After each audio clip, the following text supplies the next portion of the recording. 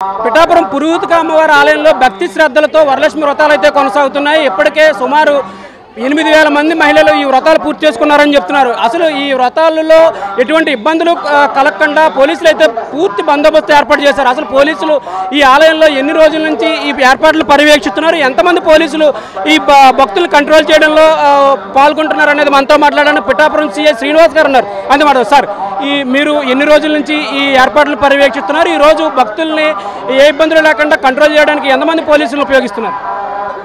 ఓం నమ శివాయ. ఉమా కుక్కటేశ్వర స్వామి పురోహితిక మాత టెంపుల్ ఆవరణలో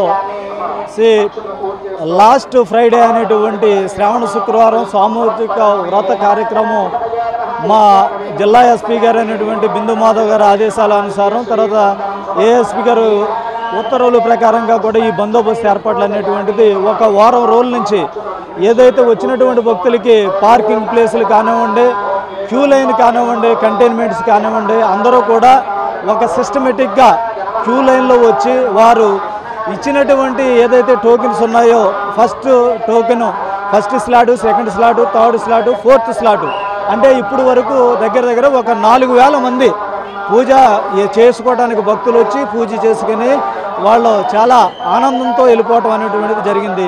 దీనికి సంబంధించినటువంటిది ఎస్పీ గారు, మా ఏఎస్పీ గారు ఆధ్వర్యంలో ఒక ఏఎస్పీ గారు, అలాగే 5 సిఐలు, తర్వాత 12 మంది ఎస్ఏలు, అలాగే మొత్తం 200 మంది పోలీసు, తర్వాత క్యూఆర్టీ టీములు ఒక 3, అలాగే ఎండోమెంటల్ సెక్యూరిటీ గార్డ్స్, అలాగే వాలంటీర్స్ మొత్తం అందరం కూడా ఏ విధమైనటువంటి ఇబ్బందులు లేకోకుండా పూజా కార్యక్రమం అనేటువంటిది కూడా చేయటం జరుగుతుంది.